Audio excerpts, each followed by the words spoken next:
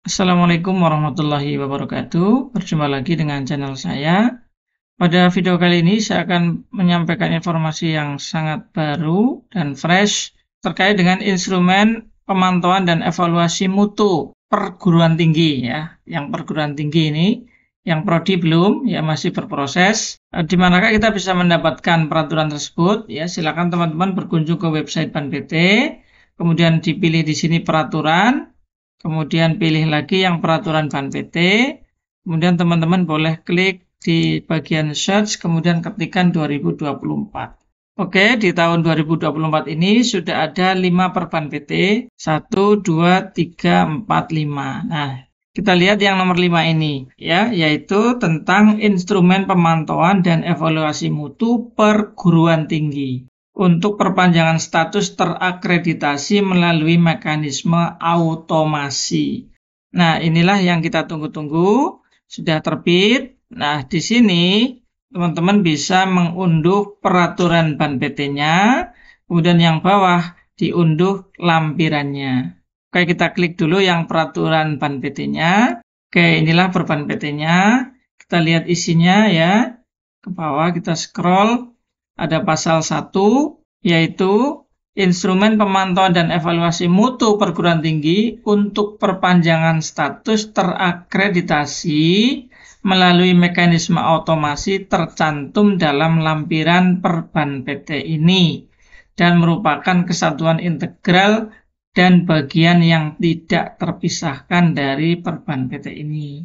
Nah, lalu di pasal 2 ayat 1-nya, per BanPT ini mulai berlaku pada tanggal ditetapkan. Coba kita lihat tanggalnya, yaitu ini 12 Februari 2024.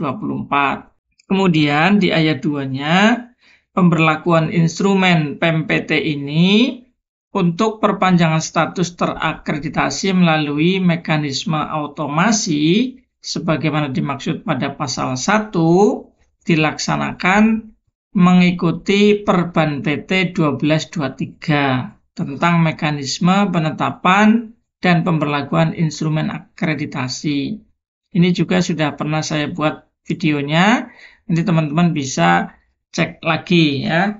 Nah, di dalam per BanPT nomor 12 tahun 2023 ini ada beberapa mekanisme ya penetapan, diantaranya yang pertama ini instrumen akreditasi mulai diberlakukan paling lama 6 bulan setelah per BanPT ditetapkan. Nah, kemudian yang kedua, BanPT dalam hal ini adalah Dewan Eksekutif itu menyelenggarakan sosialisasi instrumen akreditasi ini sebelum diberlakukan. Nah, seperti itu.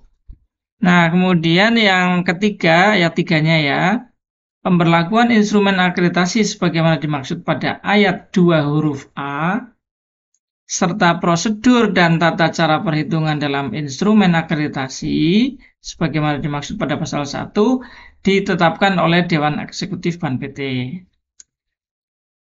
Ayat 4-nya, indikator nomor 11-15 sebagaimana tercantum di dalam lampiran per BanPT ini akan mulai diberlakukan tanggal 12 Agustus 2024 ya. Bagi perguruan tinggi yang masa berlaku status terakreditasinya berakhir tanggal 12 Februari 2025 dan sesudahnya. Saya kira jelas ini ya. Jadi kalau nanti ada perguruan tinggi yang masa berlaku terakreditasinya berakhir 12 Februari ke atas, ya, ke sana begitu dan sesudahnya begitu, maka indikator nomor 11-15 itu akan mulai diberlakukan sejak tanggal 12 Agustus 2024. Kemudian ayat kelima, pada saat PMPT untuk perpanjangan status menggunakan mekanisme otomasi itu mulai diberlakukan, maka peraturan BanPT nomor 23 tahun 2022 tentang PEPA untuk perguruan tinggi dicabut dan dinyatakan tidak berlaku. Nah, inilah isi dari per BanPT nomor 5 tahun 2024.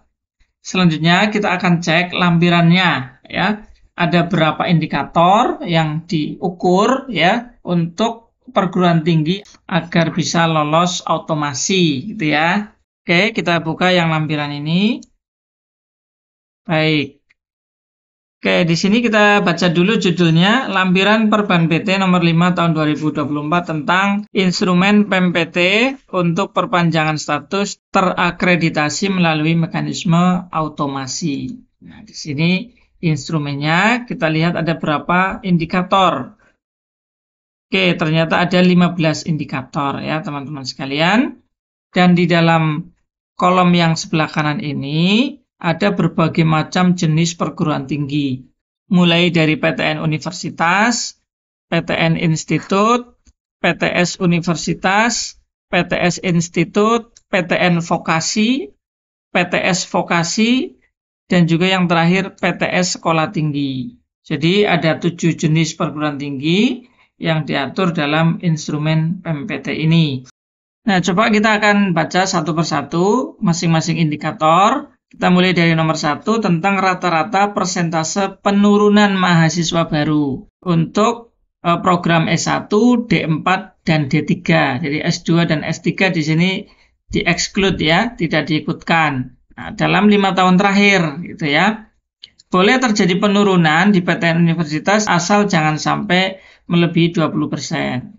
Kalau ini PTN Institut sama, kemudian PTS Universitas sama, PTS Institut sama 20%, vokasi juga sama. Nah, di sini ada beda. Untuk PTS vokasi dan PTS sekolah tinggi ini lebih longgar karena dia dibolehkan sampai 30%. Asal penurunannya jangan sampai melebihi 30%, itu masih lolos. Kemudian yang kedua, semua program studi aktif memiliki dosen home base yang memiliki NIDN atau NIDK. Yang kedua, semua program studi aktif itu memiliki dosen home base, yaitu dosen yang memiliki NIDN atau NIDK. Nah, catatannya di sini, kualifikasi akademik dosen home base harus sesuai dengan program. Misalnya bergelar magister untuk program sarjana. Nah, berapa jumlah dosen home base untuk setiap program studi? Nah, di sini sama semua, tidak ada perbedaan ya. Minimal 5 orang dosen home base untuk setiap program studi. Karena kalau di bawah 5 tentu di PD Dikti nanti warnanya akan merah. Kemudian indikator ketiga, keterlibatan dosen tidak tetap. Oke. Nah, di sini sama semua ya. Jangan sampai melebihi 40%. Nah, kemudian yang keempat, jumlah mahasiswa aktif untuk program sarjana D4 dan D3 ya, dibagi jumlah dosen tetap pada saat TS, tidak termasuk yang PJJ.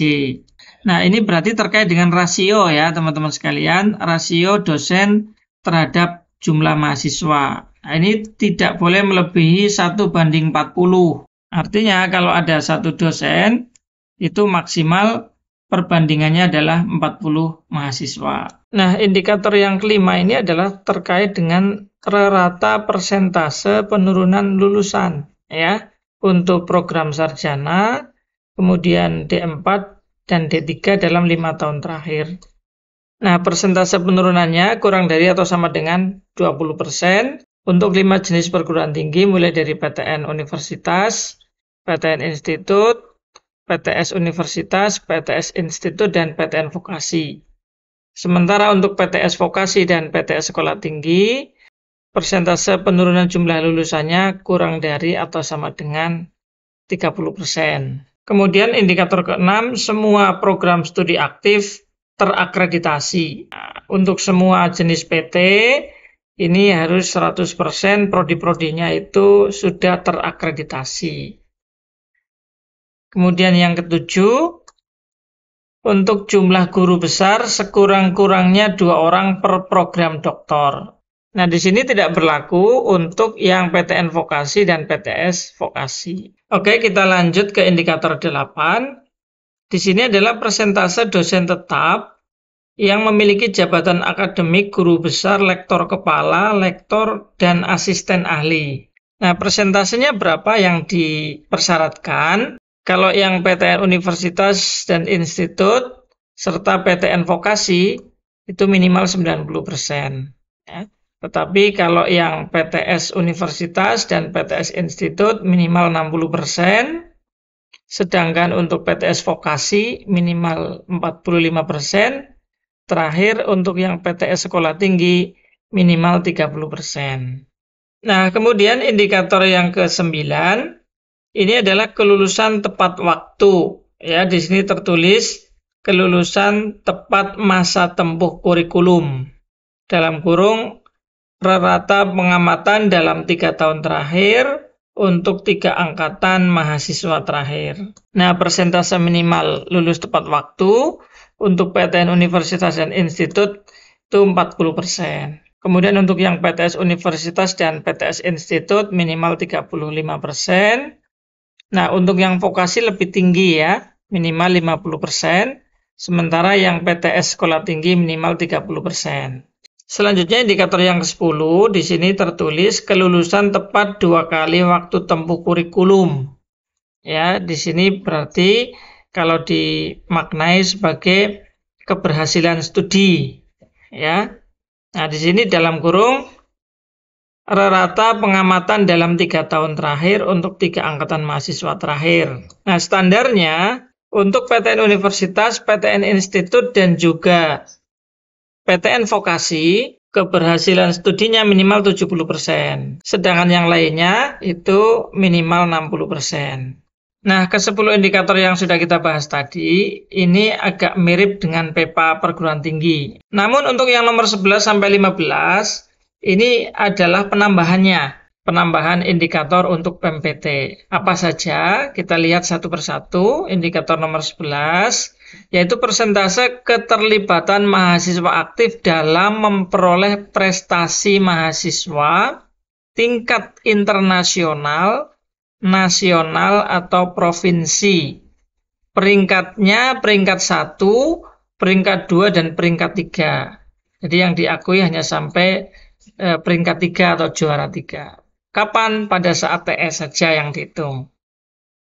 Ya, untuk semua jenis perguruan tinggi itu sama, minimal 0,01% itu mahasiswanya harus ada yang berprestasi. Nah, kemudian untuk indikator nomor 12-nya, persentase lulusan terserap lapangan kerja kurang dari sama dengan 1 tahun saat tahun lulusan TS-2. Persentasenya, persentase yang terserap itu minimal 20% semua, kecuali yang PTS Vokasi di sini tertulis minimal 40%. Nah, berikutnya indikator yang ke-13 adalah rata persentase luaran penelitian dan PKM dalam bentuk jurnal yang dihasilkan oleh DT terindeks, ya, yaitu Scopus, Sinta 1, dan Sinta 2. Ini yang diakui, ya, dalam 3 tahun. Kemudian di sini yang dihitung adalah pada saat TS. Nah, standarnya sama untuk semua jenis perguruan tinggi, minimal adalah 10%. Dosen-dosennya itu memiliki publikasi, ya, baik di jurnal Scopus, Sinta 1 maupun Sinta 2. Nah, yang indikator 14-nya yaitu kepesertaan mahasiswa yang eligible yang mengikuti MBKM saat TS. Nah, standar minimalnya adalah 10%, kecuali untuk PTN Vokasi dan PTS Vokasi itu minimal 40%, sedangkan yang PTS Sekolah Tinggi itu minimal 0%. Nah, indikator yang terakhir adalah karya dosen tetap yang terrekognisi atau diterapkan masyarakat. Dalam 3 tahun terakhir dibagi dengan jumlah dosen tetap. Standarnya semuanya sama, yaitu minimal 10%. Oke, nah itulah teman-teman sekalian indikator-indikator yang digunakan oleh BAN-PT untuk melakukan pemantauan dan evaluasi mutu perguruan tinggi untuk perpanjangan status terakreditasi melalui mekanisme automasi. Demikian ya untuk video kali ini. Semoga bermanfaat ya. Jika ada yang belum jelas, silakan bisa dituliskan atau ditanyakan di kolom komentar. Terima kasih telah menonton. Mohon like, share, komen, dan subscribe. Assalamualaikum warahmatullahi wabarakatuh.